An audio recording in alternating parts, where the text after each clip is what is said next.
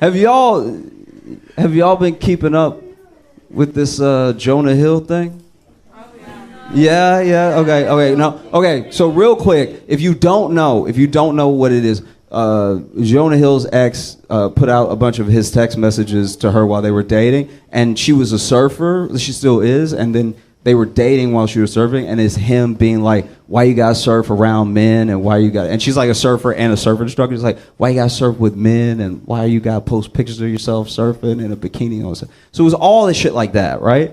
And it just you can see a decline in the text messages where he's clearly so worried about being cheated on, he's not making sense. He's like, "Why you gotta surf with dude? Because then if you're surfing and then he's surfing, what if y'all start surfing on each other?" You know what I mean? And then like y'all are surfing together, and what if you get surf in your mouth? And then now you were just covered in surf, and you come home and you're like got surf on you. I was like, nigga, are you all right? Like,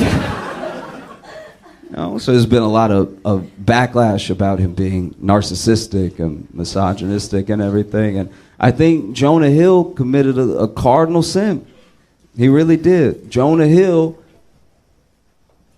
told a woman what to do while being an ugly motherfucker. Can't do that shit. You cannot do that shit. Like, look at the text and then look at his face. You cannot tell anybody what to do, sir.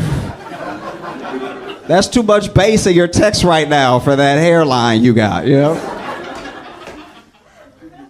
I'm not gonna lie, if John Hamm had sent those same texts, if John Hamm was like, "I don't want you talking to any other men," you'd be like, "Okay, daddy." Like,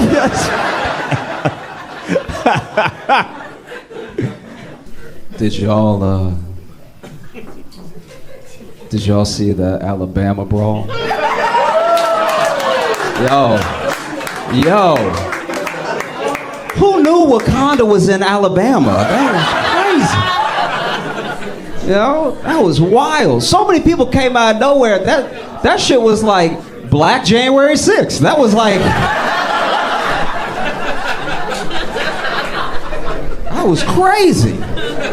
If you didn't see the video, if you don't know what I'm talking about, I'll explain it really quick. Basically, there was this one guy. He was an employee of the place, right? And he was like asking these people to move their boat, you know? So it was a black employee, but he was asking these people who happened to be white that had the boat to move their boat, and they wouldn't move the boat. I don't even know if this part is true, but I heard that the riverfront boat that was waiting to dock had been waiting for like 40 minutes because these people refused to move, right? So finally he just keeps going, like, "You gotta move the boat, you gotta move the boat." They get out of their boat, they're cursing at him, and he's not backing down. He's like, "You have to move the boat. I work here. You have to move the boat." And then they just keep cursing at him. Finally they put hands on him, and then they start fighting him. And he did his best. He held his own for quite a while. So it's not like they beat his ass, but they were clearly ganging up on this dude, right?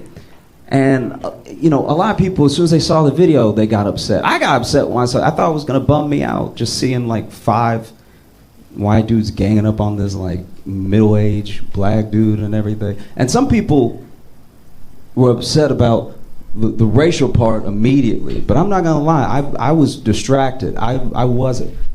I didn't hate these people because they were ganging up on them and they were white. I hated them because they had a boat. You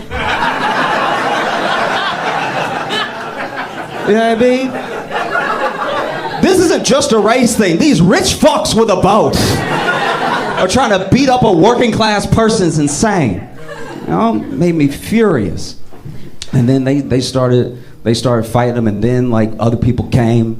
And, a lot of black people already saw what was happening. So then when the riverfront boat docked and other black people who saw what was happening, they all just swarmed. It looked like, like that one episode in Game of Thrones where, they were losing, but then just more just came down the mountain. It was like, I was like, God damn, okay, wow.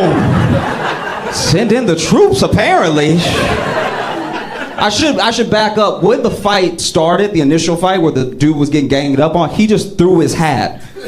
Just threw it, and that almost felt like a signal. As a black person, I didn't know that was our call to arms. I didn't know this was like, oh, okay, all right, we go now. That was wild to begin with. Then it was crazy because then so many people swarmed in, it turned into a huge brawl. And I don't know if you saw a video, but there was one person that wanted to help when they saw him getting jumped so badly. that this nigga swam.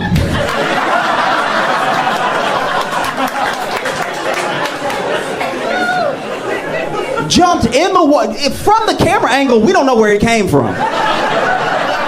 I'd like to think he came from Africa. I'd like to think he started swimming 6 weeks ago in preparation.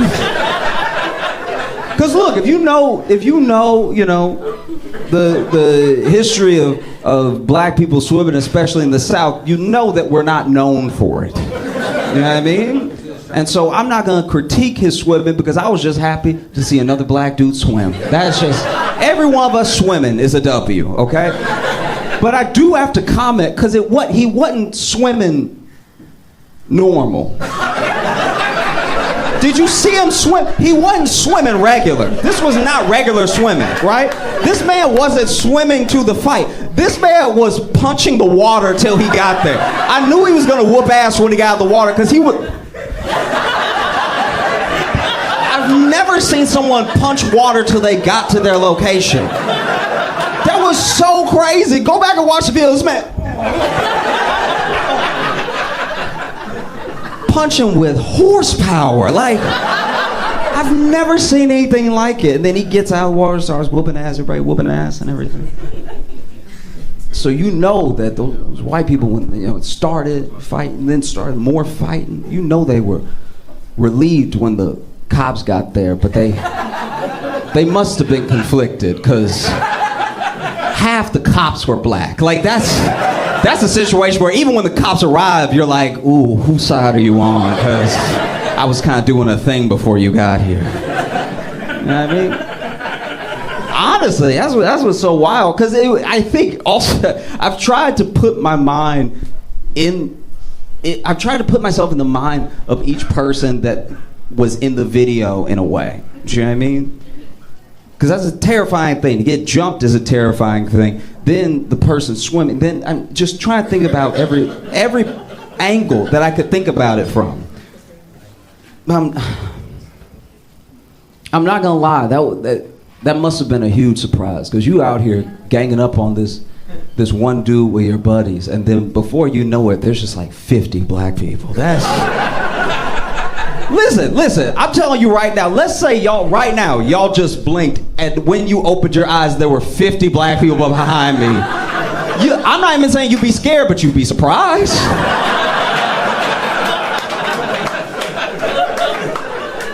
You'd be like, wow, that was fast. That's all you'd say. You know? Because that's the thing. That's, I think, the strangest part, one of the weirdest parts, like when you start watching the video, let's say you start watching the video, you had no context, nobody told you what was gonna happen, you hadn't seen any of the memes yet. The craziest thing about what happens is that, especially as a black person, I think some people are curious why black people have been memeing the shit out of it and everything. It's because if you know the South and you know the history of 5 white guys ganging up on a black guy and how that usually goes, you know, especially when they have enough money for a boat. Usually doesn't turn out well, you know what I mean? And so this was a different thing. This is a different outcome than we've ever really seen before, you know? Because I'll be honest with you. Let's say we're in a different time and there's no camera phones and they were able to leave before the cops got there. They would have just beat up that dude and left, you know? And that's my thing where it's like, okay, yeah, whoop their ass, we all laugh, we all celebrate, whatever, but like, fuck up that boat. Like, fuck up the... What are you doing? Like, bust up the bow or something. Like, rip a rudder out, please. I do think that would hurt them more than the ass whooping. They just be standing there and looking like skippers. Not the boat!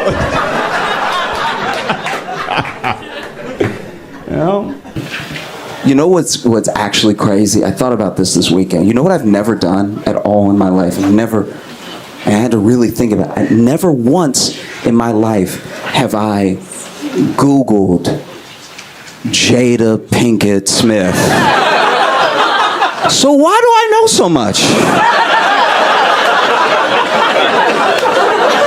Why do any of us know so much? Isn't that crazy? I've never even Googled Jada and Will. I've never sought any of this information. I know so much about them, it feels like we're related. It's devastating. I don't know if y'all saw the most recent interview. She's given her 1,000th.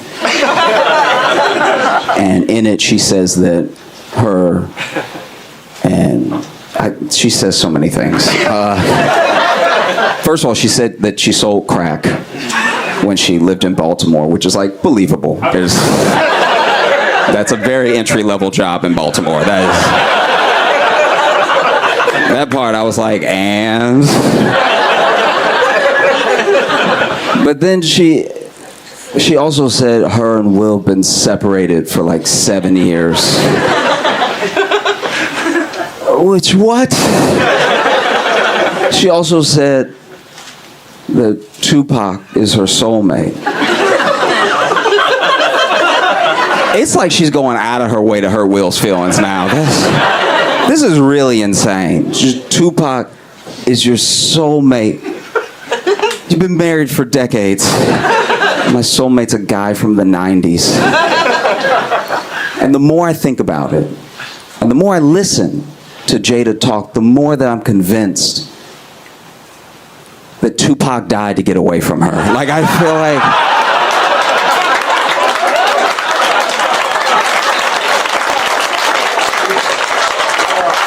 Easily. They dated for a while, you know what I mean? And then he got a taste of what Will has lived with. And then he was in Vegas and he got into it with some dudes on some gang shit and stuff like that. And they shot at him and he thought about what life would be like with Jada. And so he just leaned into the bullet. She said they haven't been together. Her and Will have not been together since 2016. Which does make the slap more confusing now. That's right, because like that, they haven't lived together since 2016. Now it feels less like you were defending your wife and more like you just wanted to hit Chris Rock. Like, turn that man to a tambourine for no reason. That's insane. It really is. Like, what? Not even defending your wife at this point. You were defending your neighbor, I guess. Haven't lived together since 2016. It also makes the entanglement more confusing now. Watching Will and Jada is just like the Black Inception. You know what I mean? It's just a nightmare and a nightmare and a nightmare. There's twists that nobody asked for. What? Entanglement. Because then, this is my thing. If they weren't together, why'd they have that whole talk acting like they were together? It made them look worse. Why did they do that? It made her look like a cheater and him look like a cuck, but then they weren't together. So what's the big deal now? I mean, the big deal is that she fucked her son's friend, which is... A lot of people don't know that. That was Jaden's friend. So Jaden over there waiting for play dates and stuff. Ain't nobody showing up like it's a Brazzers video.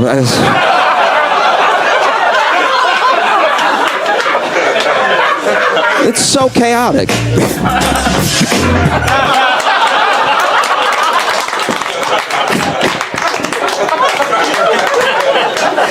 No, it's just very chaotic. And look, I want to be fair for a second. I do want to be fair. Everyone comes for Jada and everybody shits on Jada so hard. And I get it. It's easy because she won't stop talking. But like, some of this is on Will. We can all agree about some of this is genuinely on Will. People blame Jada for the slap. That's not her fault. That's a grown man. And he got up there and he slapped another grown man. You can't blame her for that. It's not like she used her powers. And people blame a lot of the marriage stuff on just Jada. Will is also married to Jada. You know what I mean? He could get a divorce if he wants to, but he doesn't want to. He does not want, and if you pay attention to the interviews, he said it. Divorce is not an option. He'd rather them live as single people and still be married than to get a divorce. Which is weird. It is weird. I understand. For a long time, they were the symbol of black love, especially in Hollywood, right? And that's a symbol that he carefully curated that maybe she didn't want to be a part of, but it's one of the reasons he can't let it go, because it's a failure that he will not accept, right? But to just live as two single people but still be married is weird. It's very odd. Who is it for? It's not for them. They're not together. It's not for us, because now she aired it out. Everybody knows. It's not for the kids, because they're already weird. So who is this for? And like, I mean, it must be rough. I do get it. I have empathy for both of them genuinely, because I think Will, you know, came on strong, wants to make it work and everything, and Jada was just not having it. And a part of me, you know, I'm wrapping up, but just a part of me, a part of me gets it. Because if it's not the life that she wanted, it shouldn't be the life she accepted. That's fair. You're an adult in the world and you make your own decisions and you need to live by them, right? But also, to be fair to her, I don't have a gorgeous millionaire trying to fuck me and marry me. I don't know. It probably seems pretty hard to turn down. I'm not gonna lie. Like if Zendaya walked in here right now and y'all look like you're together, if she told you, bro, if she was like, I want to marry you and be with you for the rest of my life, you'd probably be like, look, I'm in a happy relationship and I found my happiness. I hope you find yours. I'm not saying it'd be easy to say to her. You'd probably say it after I do, but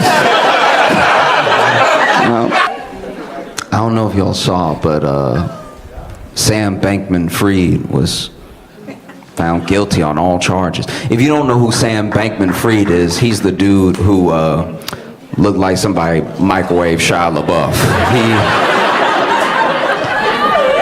He was behind a multi-billion-dollar crypto scandal, and you know, took a lot of people's money. Had a lot of powerful friends, so he could take a lot of people's money. He was found guilty, and you know, he made a serious mistake. He stole money from rich people. Well, when you think about it, it's really all he did wrong. If you steal from the poor, you're going to be pretty good off. Like, I don't know. This dude gonna go away for a long time, which is crazy because I don't really understand what he did. But I'm glad he didn't do it to me. I'm like, you ever just, because I never got into crypto because I didn't understand it, so you ever just be so dumb you miss a whole tragedy? You just, because I saw the whole thing coming. I was having FOMO and everything, and then everybody started losing their money. I was like, maybe it pays to not read sometimes. Maybe it's to my benefit that I have stayed as ignorant as possible on very specific subjects in life. I was having a conversation with a friend from back home, and so many things work in connection together to get me where I am. I saw this article about this guy. I think his name's, I might be mispronouncing it, but Brian Mwende, and he is in Kenya, and he was a lawyer. He was a fake lawyer. And he won 26 cases straight.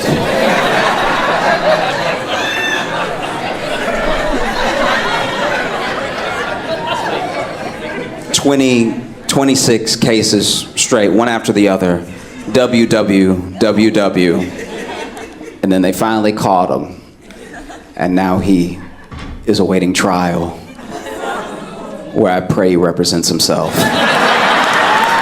That's phenomenal. 26, you got fake, and apparently it's a whole thing. I didn't know this. In Kenya, this is a whole thing. There are a bunch of fake lawyers, because he was just the first one. There's a bunch of fake lawyers that just never actually passed the bar, but they've been practicing. I guess they got a storefront or something. Like, I don't know, you just walk in and you're like, you seem like a lawyer. You know, the only way I know any lawyer has been a lawyer that I've ever worked with was the paper on the wall behind their desk. If that's fake, I have a fake lawyer. That's my favorite story, though. My favorite thing that happened was Paris Fashion Week.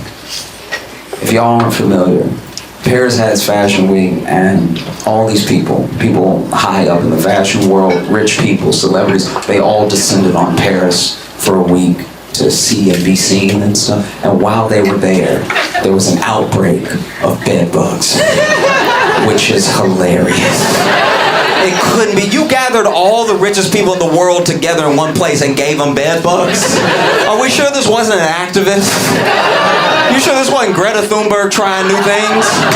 I mean, just her sitting there like, you take a jet, you pays the price. You know, could have been. We don't know. But it was amazing. They gave all those rich people bed bugs. It made me laugh so hard because it's Fashion Week, so half of them dress like bed bugs to begin with. So like, bed bugs probably thought it was mating season, you know what I mean? They were seeing them walk by like, okay, come through, thickness. I'm gonna take a bite of you later.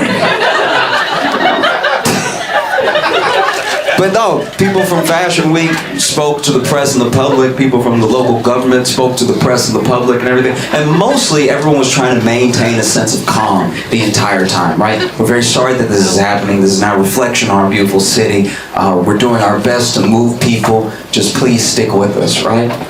But there was one person that was my favorite. The deputy mayor also spoke to the public and the press. But when the deputy mayor came out, he was like, it's an outbreak. No one is safe.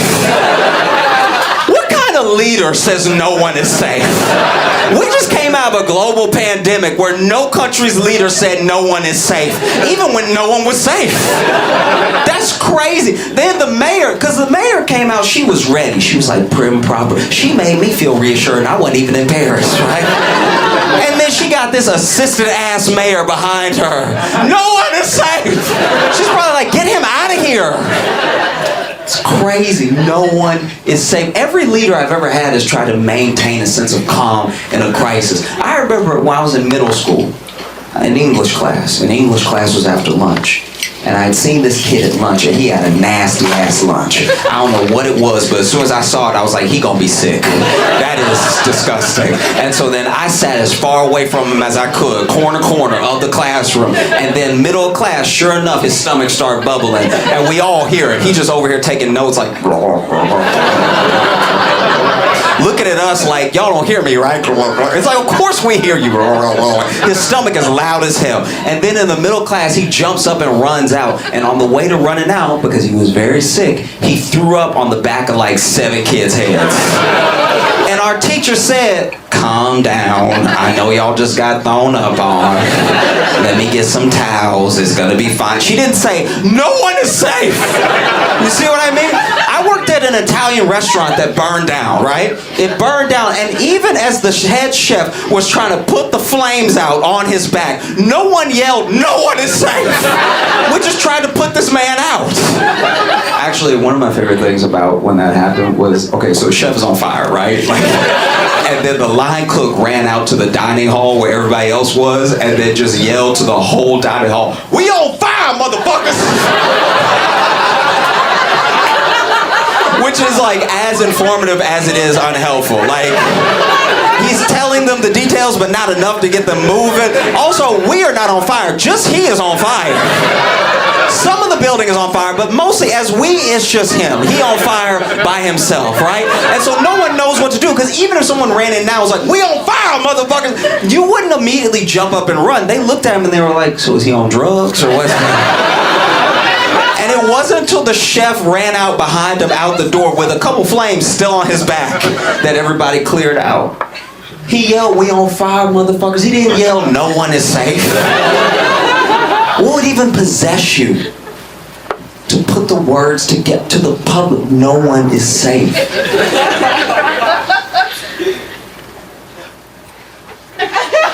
Like when I think about it, now that I think about it, I think that was that deputy mayor low-key admitting he had bed bugs. That's what it was. It had to be no one is safe. That means I'm not safe. No one is safe. I wish there was video. There's no video of it happening. But you can tell that this is the case because anytime one of our leaders has to speak to us, they're calm because it's not their problem. That's what's happening. I grew up in Louisiana. Our whole state would get slammed by hurricanes, and the governor would come on TV and be like, we're gonna stick in this together, all right? We're all in this together. He's clearly in Massachusetts, by the way. We're all in this together, all right? Y'all just stick with me, we're gonna get through this. You know what I mean? I think that dude freaked out because it was his problem. It's hard to stay calm when you're in the middle of something, you know? I wish there was video. There's no video. I wish he would just come out, because you know he yelled it. You know, he was like, no one is safe. It's happening to everybody, including really cool people who don't deserve this. God damn, I wish there was a video just to see him be like, it's an outbreak, y'all. We doing our best, but this is bullshit. I thought I had it all figured out, you know. I was sexting.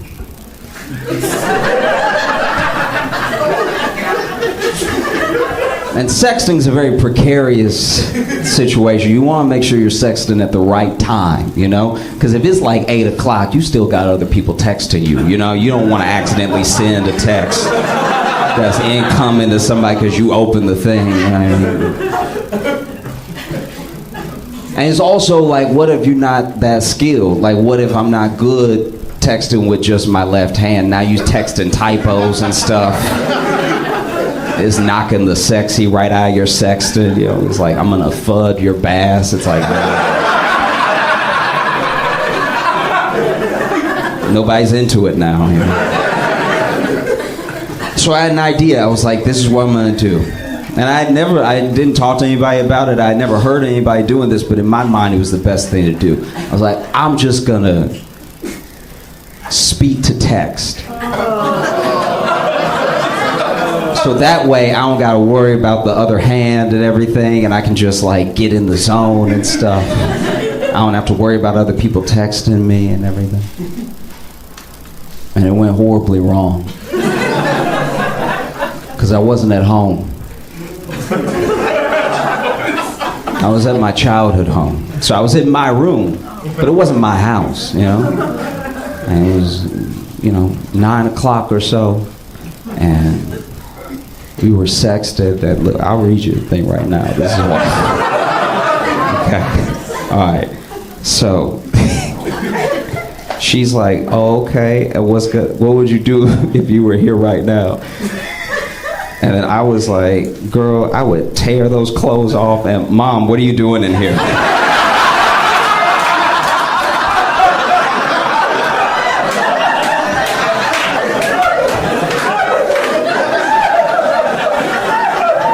Mom, I had the door closed. You can't just open the door. I was just coming to see if you wanted dinner.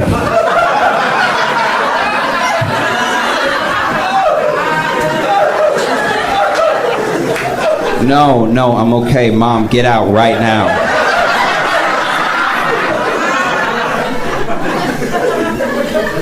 Boy, how you gonna tell me to get out somewhere in my house?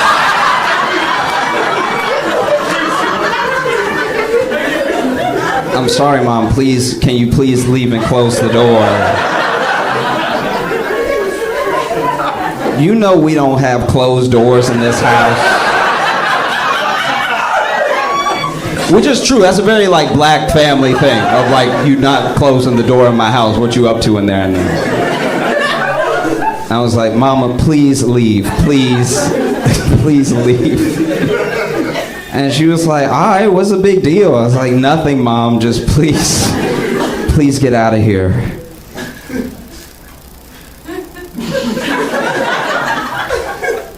So anyway, girl, I would say... All right, thank y'all so much. Y'all have a great night. Give it up for Josh Johnson.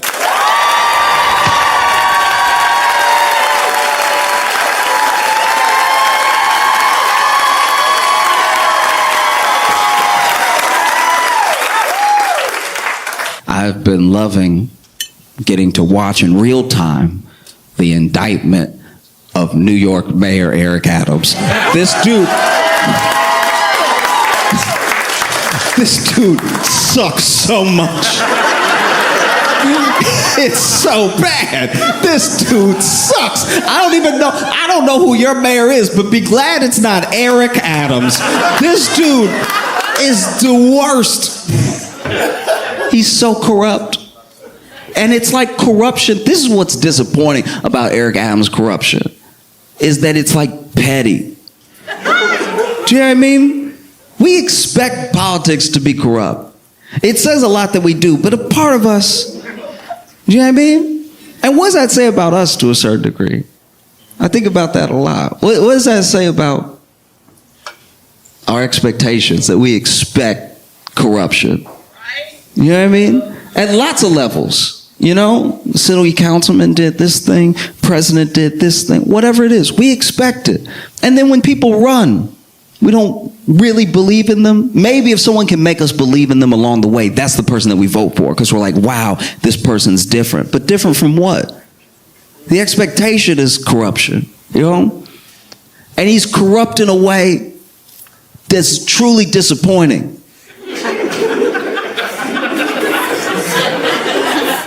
It's a shame. It's embarrassing how easy a politician is to buy. You could lease a new Subaru,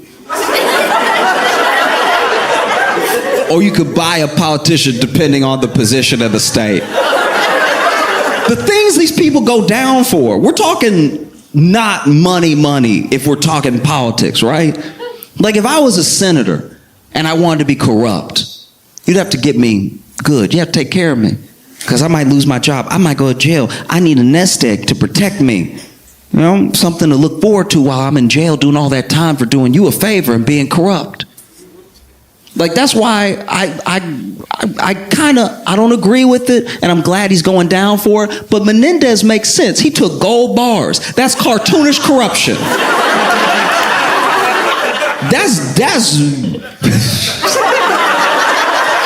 That is like full on 1950s cartoon corruption.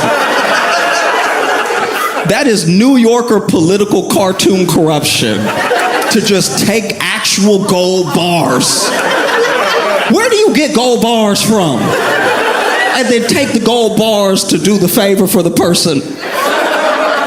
This was funny about Eric Adams being indicted, is that New York City is, and this is coming from someone who lives there, and I do love it in New York, right? But New York is a dirty place, all right? Inside and out, okay? It's one of the more corrupt places. So to be the first mayor to ever be indicted with corruption charges in New York City, you gotta be one of the dumbest people who has ever lived. It's a city of corruption, and you got caught. That's crazy. Sometimes I can't believe it. You know what I mean? Like, I'm sure he could believe it. He was like, y'all, this is what we do.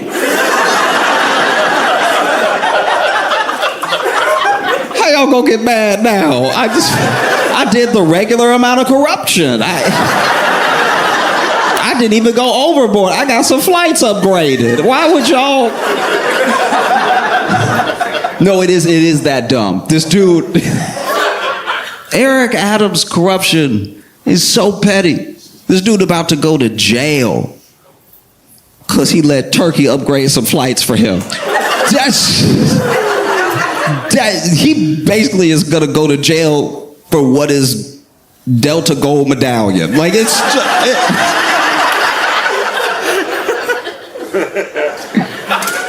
very petty. Some nice meals, some flights. That's great. That our mayor, New York's mayor, all it took to buy him was just treat him like a bad bitch for a night. Like, do you know how embarrassing that is? Do you know how much money is in New York? I need at least 6 skyscrapers to be as corrupt as Eric Adams. I'd be like, take care of me. No, I need land. What are you talking about, a flight? A flight where I might fall asleep and miss my corruption? No. Because sometimes you get upgraded by your airline. You get all excited. You like, oh, I'm sitting in, got the extra leg room and everything. I can kick for no reason and stuff. And then you wake up at the destination. And you're like, dang, I didn't even enjoy the free glass of champagne and orange juice. That's his level of corruption. It's so dumb. He sucks. But Eric Adams started as a cop, right? And I actually watched this video of him. It was a very entertaining watch. Basically, when he was a cop, he did a video. Maybe he was still a cop. I don't know. Maybe it retired. But anyway, he used his police expertise to make the video. And it's basically a video where he shows parents how to search their children's rooms for drugs and guns, right? And the thing that's amazing about it is that clearly one of two things happened. Either Eric Adams told whoever was shooting the video to just go fill a room full of crack,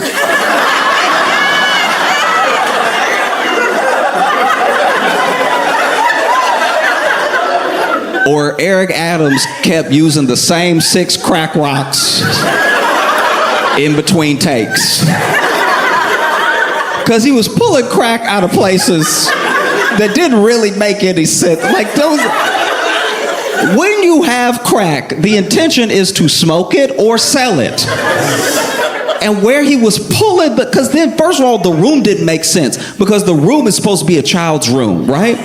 But the room has stuff for a kid that's about to head off to college or somebody in preschool. Like, there's just too much going on in the room. The room makes sense if you were never going to leave that room for 26 years. Like, it doesn't...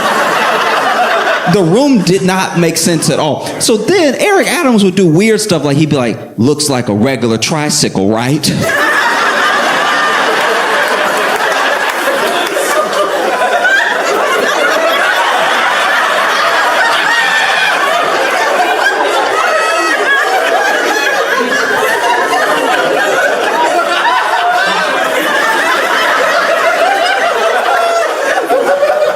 But if you pop this tire right quick, you pop this tire, pull it out, what do we find? Crack cocaine.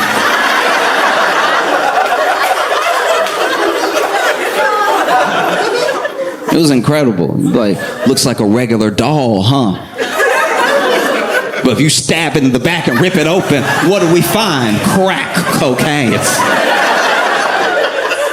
And honestly, like, look, I even get the spirit behind what he's doing, but if your child is on crack, there will be other signs.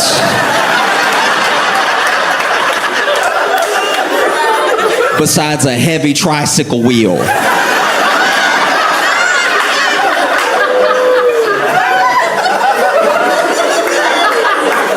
I've never seen a kid on a bike with a flat tire and been like,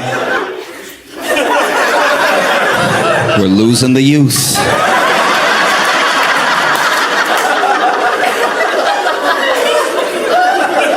It's insane. This dude is over here going, a simple jewelry box. But if we open it, what do we find? A loaded gun.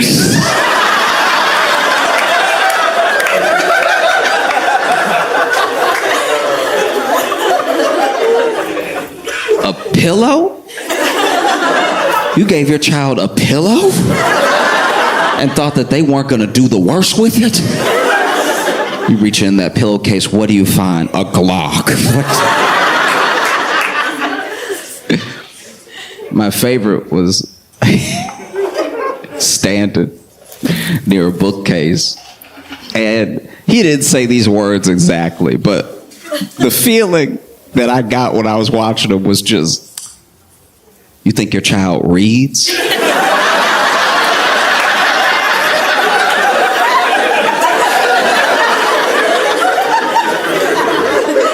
You think your little baby boy, baby girl reading in here? No. They were a child, and we all know children are what? Crackheads. You open this book, and what do you find? What spills out? Crack cocaine. No, it was incredible. It was truly, the only thing he did do was pull crack out of the gun. Like,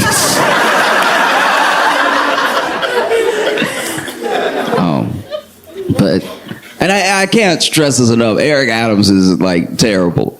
He really is. Like, he really is. He's the worst. It's so bad. He sucks.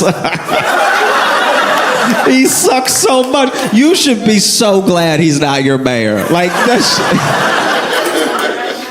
Oh man, I'll be honest with you. I didn't do the research. I don't know who your mayor is. I just know it's not Eric Adams. So you got 2 legs up on New York City. This dude, first of all, when he was running, he was corrupt.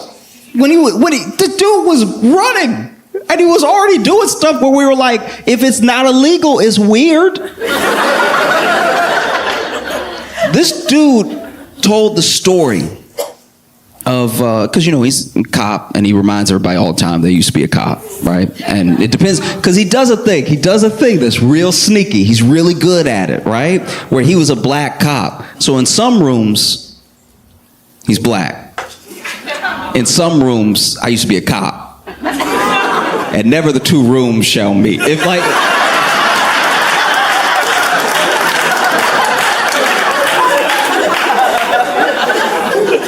It's crazy. Okay, so this dude, when he was running, would tell the story of a fallen officer, right?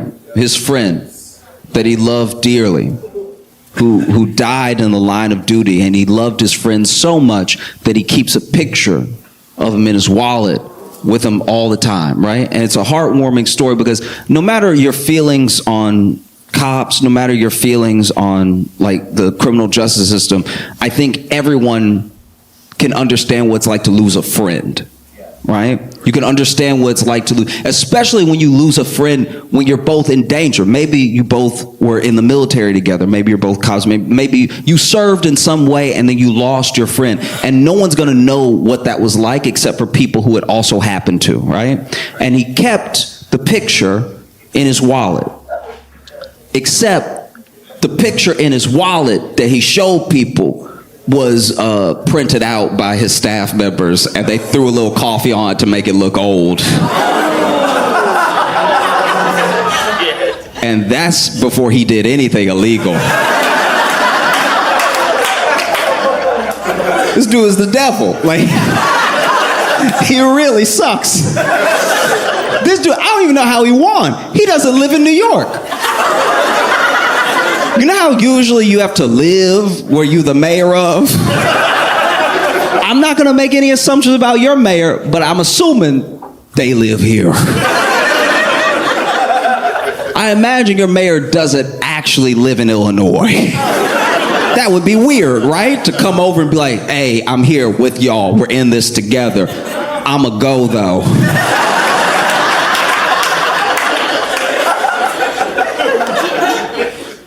Dude lived in Jersey. And then it got outed that he lived in Jersey. And so at the last second, he had the New York Times try to help him cover it. And they did a profile of him at his house in Brooklyn that he was clearly walking into for the first time. It's like... This dude walked in. You could tell he had never been in there before. He over here like, and as you can see, my wall. If you don't have one, you got to get one. All right, these walls are fire.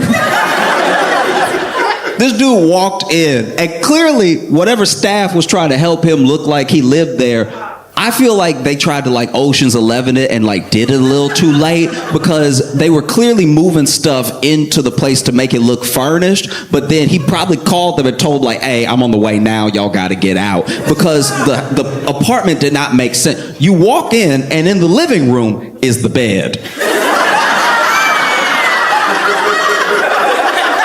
That's an intern who had to drop the bed like as they like, what?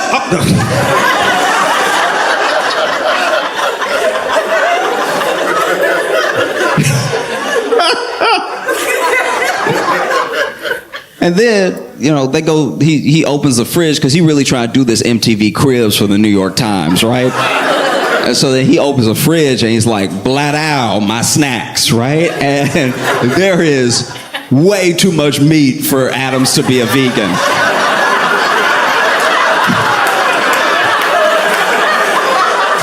There's so much meat. It looked like it was stocked by Hillshire Farms. There's way too much meat in there.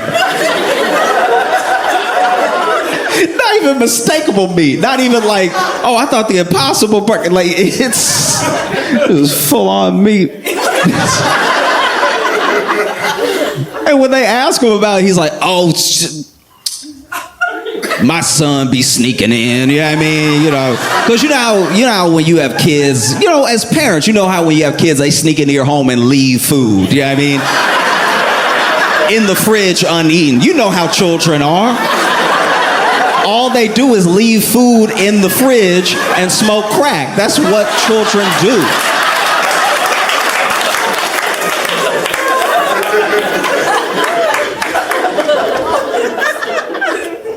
This dude is the worst. This man brought back stop and frisk. If you don't know what stop and frisk is, it was practice in New York where basically the police could stop you at any time and frisk you, check you for drugs and weapons and stuff like that. It was very popular under like Giuliani and stuff, but it was like found to be pretty disproportionate because they would just stay in one place and check everybody there. You know? So it was just black and brown people. It was mostly black and Hispanic people that were like stopped and frisked. And it didn't even really work because the people with guns and drugs were like, I'll stay home. You know, they found when they did studies on it that, you know, more often than not, it was men, over 9% men. So it's like 99.3% men of the stop and frisk. And then also in the 90s were black and brown people. So it was like, I think like 5% white, right?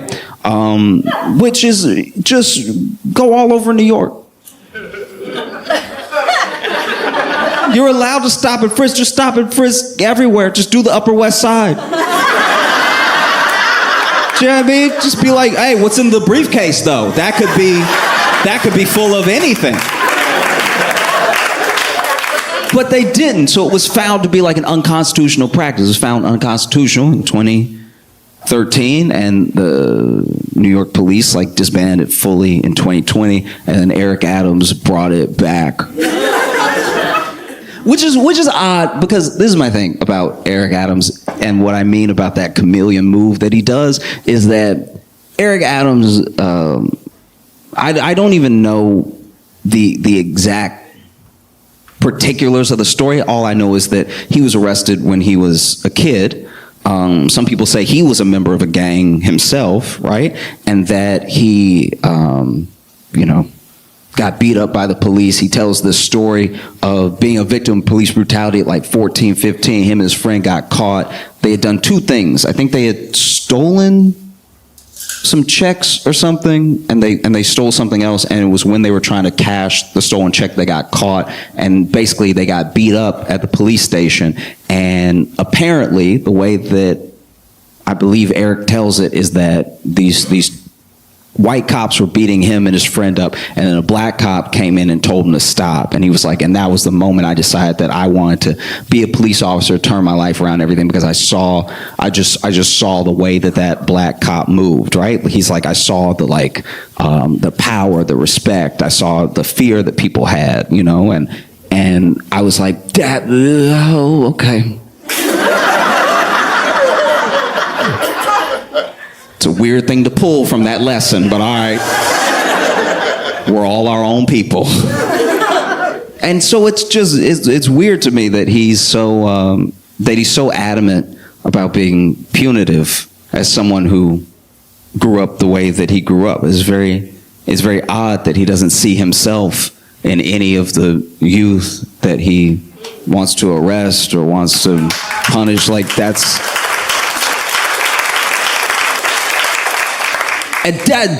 even only part of why he sucks. Like he sucks. This dude sucks so much. He's the worst.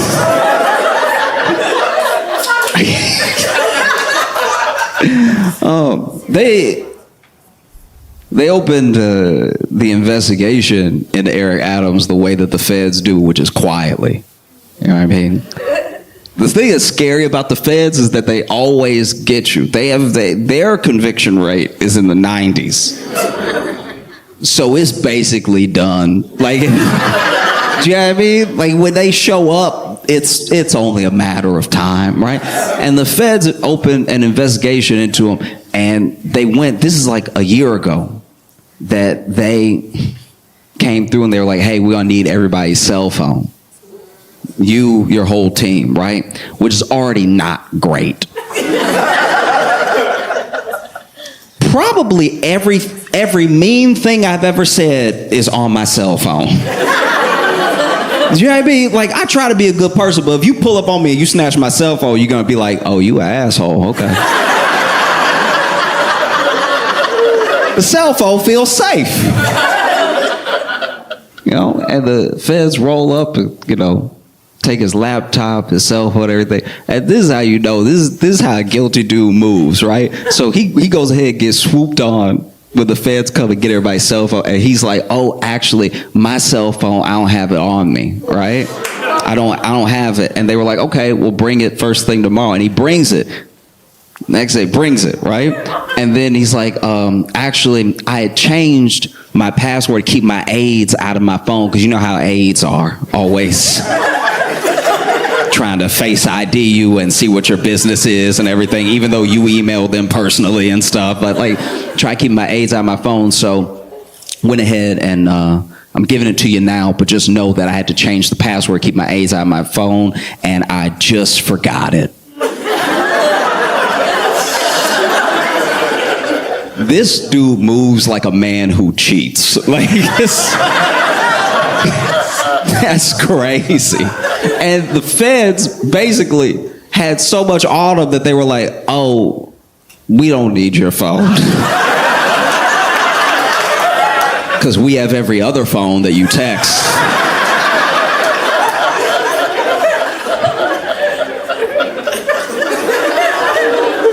Ooh. There's even instances of Adam's aides knowing things were illegal and then being like, y'all, this is illegal. They said it in the text, but y'all, this is illegal. I don't think he'll want to do it. And then you know that text bubble? He'd be like, hey, this is illegal. I don't know if he'll want to do it. And then the person from Turkey or wherever would be like, are you sure? And then the text bubble...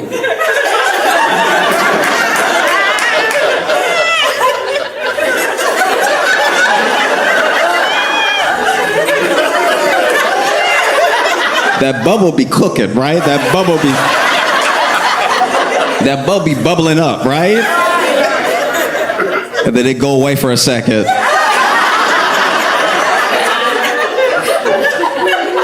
And then it come back and be like, never mind, he's down. The amount of times that his aide said to other people, this is illegal. And then several texts later be like, so when are we... It was incredible, man. It's really fascinating. And then there was like, I think it was like one of his campaign aides, one of the people that worked under him, was being interrogated. And as soon as she realized the interrogation wasn't friendly, she was like, can I go to the bathroom real quick? And so they were like, yeah, sure. And then she went to the bathroom, and apparently started mass deleting as many text messages as she could. But then she was in there so long that the feds were like, she deleted text messages. Like, nobody got a boo-boo that bad. Like, I mean, who knows? Maybe she is shitting herself, but not. I can just imagine you realize your boss about to go to jail, you might go to jail too, and now you in the bathroom just, I'll be right out. Oh, it's bad. Oh no. Y'all still there? I can't stress this enough. This dude sucks. Like, it's like, okay. Maybe one of the funniest things about the whole case is that we don't definitively know one way or the other, but there's a chance that this dude, like the last straw that broke everything, that had the roof come tumbling down, that kicked over his house of cards, might have been, maybe, Sabrina Carpenter. Inadvertently. I don't know if you remember, but Sabrina Carpenter did a music video for a song called Feather, right? And in that music video, she's in a church, right? And she got permission to be in that church. As controversial as everything was, and as much as the archdiocese freaked out after they saw the video and as upset as people were, she got permission, right? She did the right thing, and she asked, can I do my video here? She didn't just run in and be like, quick. She did everything by the book, right? And the person that allowed her was a Monsignor, right? This Monsignor gave permission, shooting the church and everything. And then when the video comes out, obviously the archdiocese is all upset and stuff. They're like, nothing provocative or sexual should be in a church.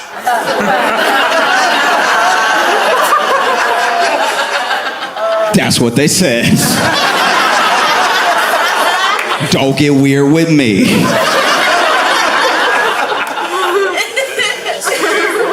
And so then they demoted the Monsignor. That's how mad they were, you know? They didn't fire him because I guess it's impossible to get fired at a church. You know, anybody else, any other job, they would have been like, you gotta go. But Catholic Church, they're like, no, we'll move you, don't worry.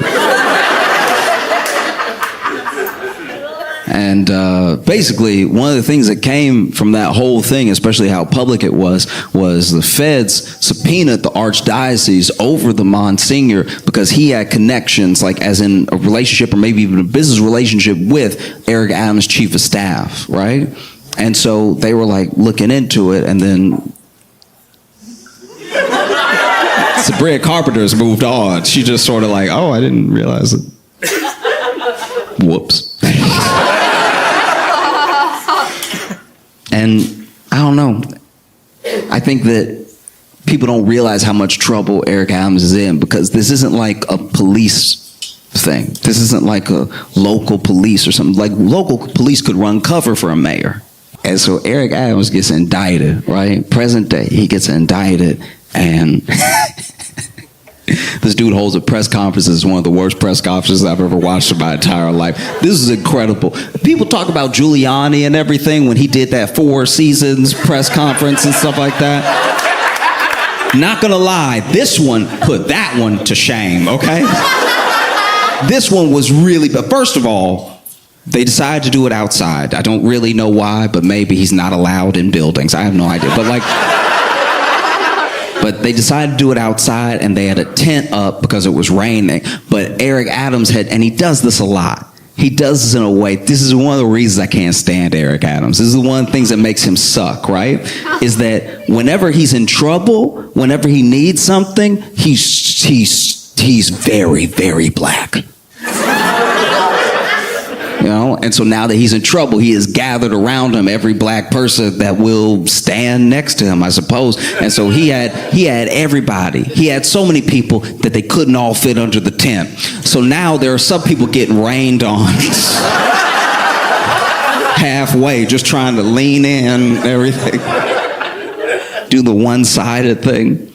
And the press conference starts, and there's protesters at the press conference. And, Adams did some weird stuff. Like when he got indicted, he did like a message to New Yorkers and everything. And in the message, he says, like, I knew as soon as I stood up for New York, I would become a target. And then we were like, when did you stand up and who is targeting you? Like, this is odd. I've heard this language before, but I've never seen it make less sense since the last time I heard it.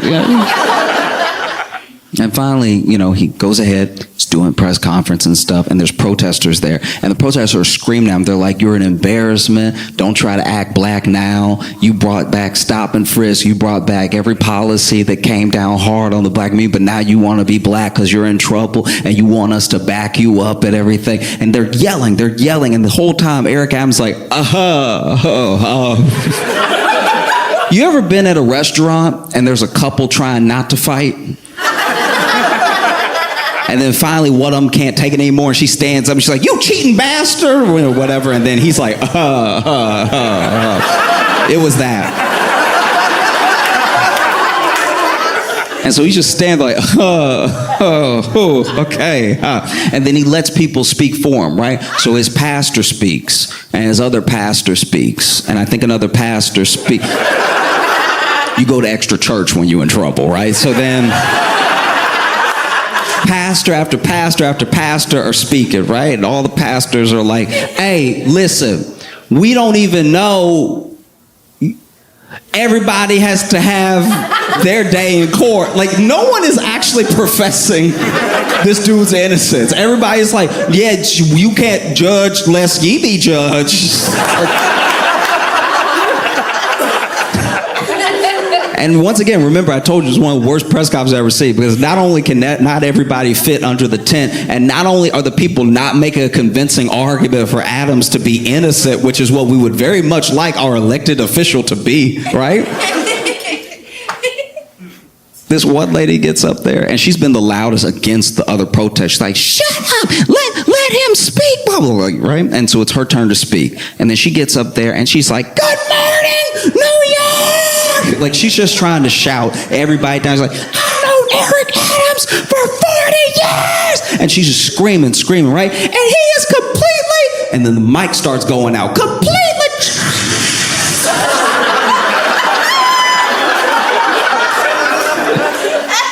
And another thing... And he is not corrupt with it. Thank you.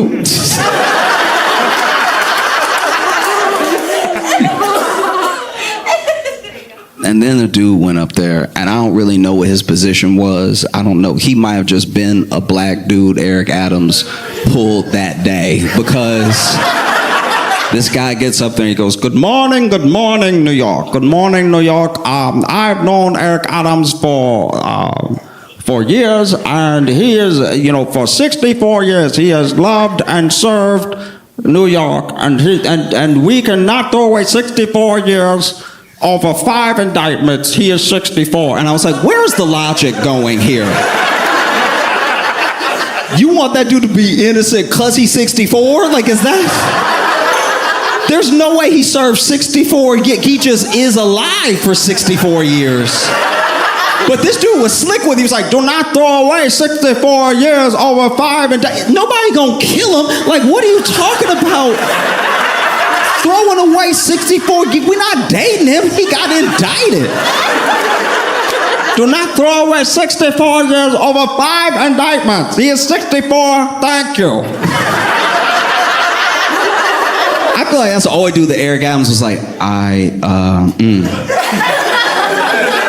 probably should have let that be a tweet. And then it's Eric Adams' turn, right? And then counter protesters are yelling. They're like, "You're an embarrassment. You're an embarrassment to black people. You are an absolute embarrassment to the city. Okay, you trying to make it a black thing? It's not a black thing. It's a you thing. You're corrupt. You're corrupt by yourself. It's not a black thing. It's a you thing." Right? This dude's screaming, and he's like, "What? Why is anything you're saying different from Trump? You talking about you stand in the way? Stand in the way of what? You corrupt by yourself, right?" And then Eric Adams like, and then he starts taking questions, right? And some of the questions were, you said that as soon as you stood up for New Yorkers, you would become a target. Who do you think you're a target of? Like Homeland Security, or what? There are government bodies that are serving you this indictment. Who do you think is targeting you and why? And then he was like, "That's a question for the federal government." And I was like, okay, not a great start. And then he goes, "Let me just get something clear right now." All right? And then the mic cuts out completely. It's like, "I just want to say to y'all,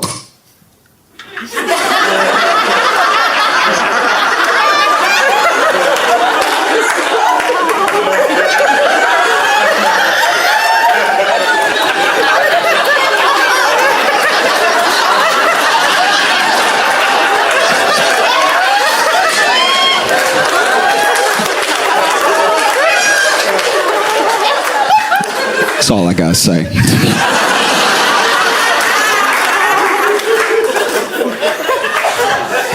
It was incredible, Incredible. I don't know. I would love to see Eric Adams go to Rikers. I mean, particularly because of the terrible job he's done with Rikers. Just so you know, Rikers is a horrific place. It's been compared to Guantanamo Bay. Mainly because most of the people in Rikers, around 85%, have not been convicted of a crime. They just cannot afford to get off Rikers. They can't afford to pay bail and stuff like that. But they sit there until the trial, and the trial is sometimes 8 months away, 9 months away. So they're potentially innocent people just sitting there, rotting in a jail in terrible conditions because they just didn't have money. Any one of us could not have money. Most of us don't have enough money for the things we would like. So that's how close we are to being them. And it's so bad that there's a federal monitor that's like over Rikers, and Eric Adams has worked with Rikers to subvert everything that would have them comply with the federal monitor. Right? It's horrific. And all they've really done is like try to throw money and staffing at the problem, but then money and staffing have become the problem because now Rikers is such a cushy job that there are a lot of people who don't show up for work. So now they really are wasting money because they'll be understaffed on a day where everyone is scheduled and then everyone calls in sick. And then people die at Rikers. People die every year at Rikers. It's absolutely insane. And the staffing, if I'm correct, maybe I'm wrong, right? But last time I looked it up, the staffing was like 2 to 1. Right. No jail has 2 to 1. Right. No jail anywhere has 2 to 1, And so what a poetic thing it would be, for the guy that a year ago gave the key to the city to Diddy.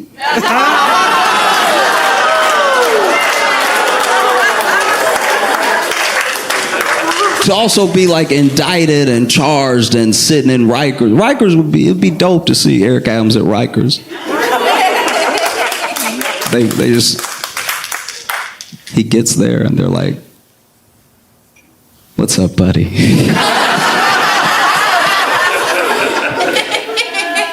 "Let's talk." And so many people have resigned too. So many people have resigned from Eric Adams' administration that I don't know who works at New York anymore. It's a lot of people. People nobody was talking to, by the way. Like people who just are like, I I'm just in charge of the library, but I'm gonna go because the block is hot. I don't want these problems. When I